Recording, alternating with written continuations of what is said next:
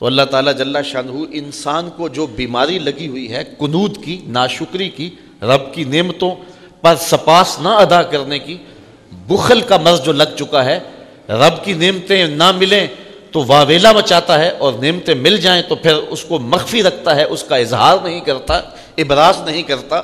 تو اس بیماری کو دور کرنے کے لیے اس بیماری کو بتایا گیا ہے اور تشت ازبام کیا گیا ہے، اور کہا اس کے لیے تجھے تشخیص کروانے کے لیے کسی حکیم کے پاس جانے کی ضرورت نہیں ہے، کسی طبیب کے پاس جانے کی ضرورت نہیں ہے، کسی ڈاکٹر کے پاس جانے کی حاجت نہیں ہے.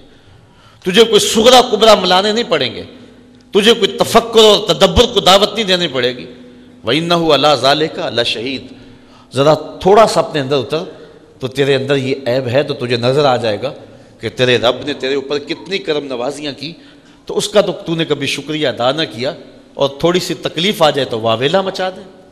انسان اگر اپنے اندر غور کرے تو ہر وقت وہ گڑا رہے سجدے میں، اور تشکر اس کی آنکھوں سے ٹپکے، اس کے طرز زندگی سے ٹپکے کہ اس کے رب نے اس کو کتنا کچھ عطا کیا ہے.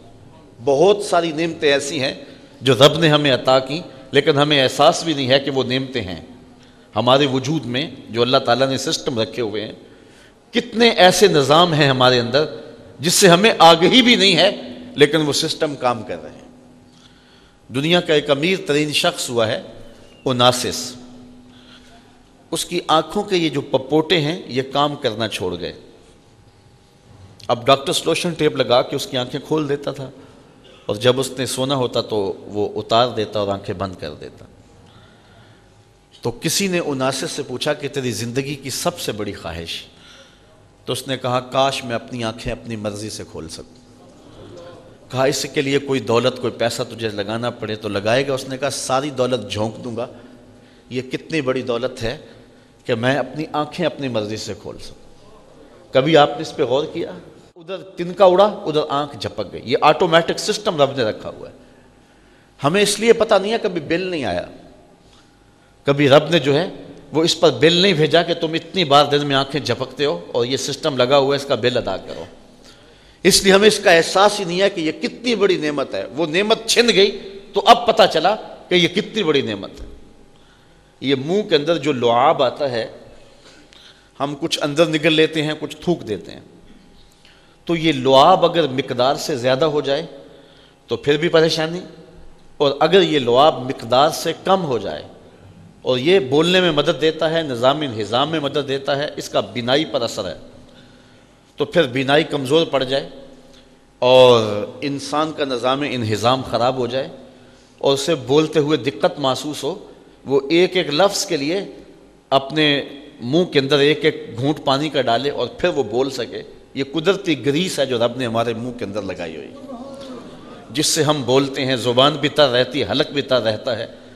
تو ذرا کبھی اس پہ ہم نے غور کیا کہ یہ کتنا بڑا سسٹم ہے رب نے جو قدرتی لگایا ہے. جتنی مقدار ہمیں چاہیے اندر سے اتنی مقدار ہمیں مل رہی ہے.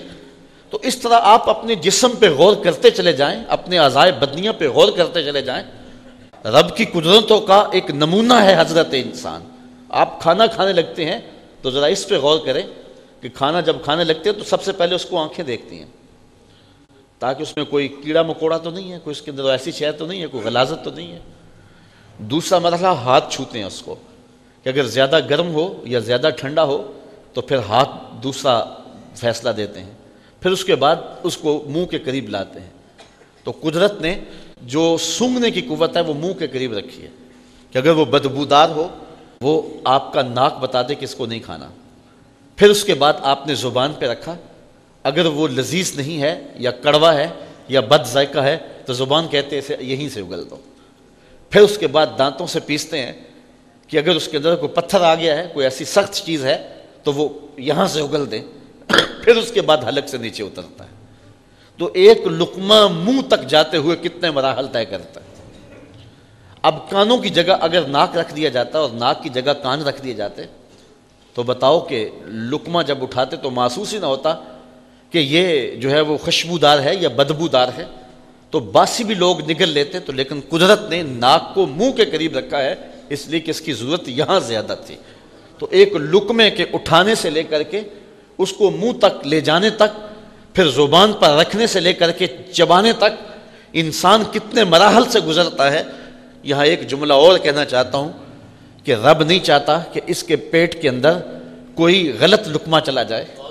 پہلے دیکھ لے غلاظت تو نہیں، پھر چھو لے زیادہ گرم تو نہیں، پھر سونگ لے بدبودار تو نہیں، پھر چکھ لے بد ذائقہ تو نہیں، پھر پیس لے کہ سخت تو نہیں ہے. جو رب یہ نہیں چاہتا کہ ایک لقمہ بھی غیر مناسب اس کے پیٹ میں چلا جائے، وہ رب کیسے چاہے گا کہ اس کے پیٹ میں حرام بھر جائے اور یہ جہنم کی آگ خریدتا رہے. تو اللہ تعالیٰ نے حضرت انسان کو یہ تدبر کے لیے سب کچھ دیا ہوا ہے، لیکن انسان ناشکر ہے اور وہ اپنے رب کی نعمتوں پر شکر ادا نہیں